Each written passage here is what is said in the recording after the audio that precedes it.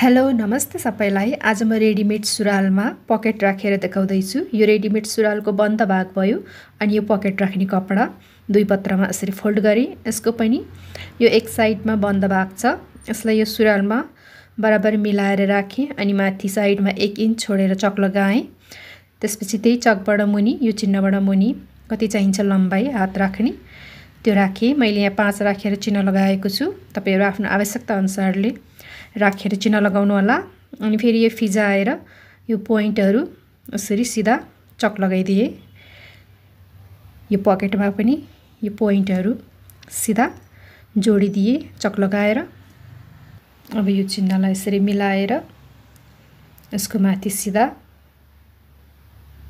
Pin लगाइदिएको छु यो मिलाएर।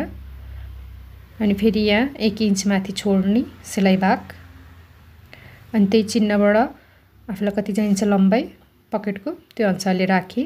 यहाँ मैले 5 राखेँ अनि यहाँ गोलो शेप दिएँ यसरी। अब यो गोलो शेपमा यो चकको घेरामा वरिपरि सिलाइदिने। मुनिको कपडा नच्यापिने हिसाबले यसरी सिलाएँ अनि बीचमा कटिङ गरेँ। अनि फेरि एक राउन्ड सिलाइदिने यो सिलाइ नछुटोस् भन्नका लागि यसरी सिलाएँ।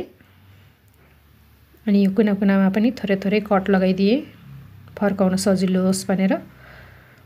यो पकेटलाई पनि यसरी बराबर मिलाएर छेउछेउ वरिपरि सिलाइदिए।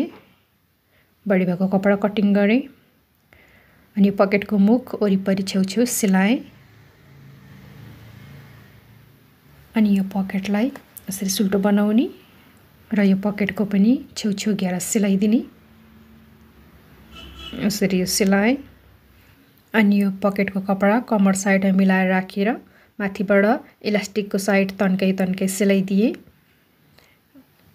यो भित्र भएको बढी भएको कपडा पनि कटिङ गरिदिए। यसरी रेडिमेड सुरुवालमा पकेट राखेर रेडी भयो। यदि तपाईलाई यो भिडियो मन पर्यो भने लाइक, शेयर, सब्स्क्राइब अनि कमेन्ट गर्न नबिर्सनुहोस्। धन्यवाद।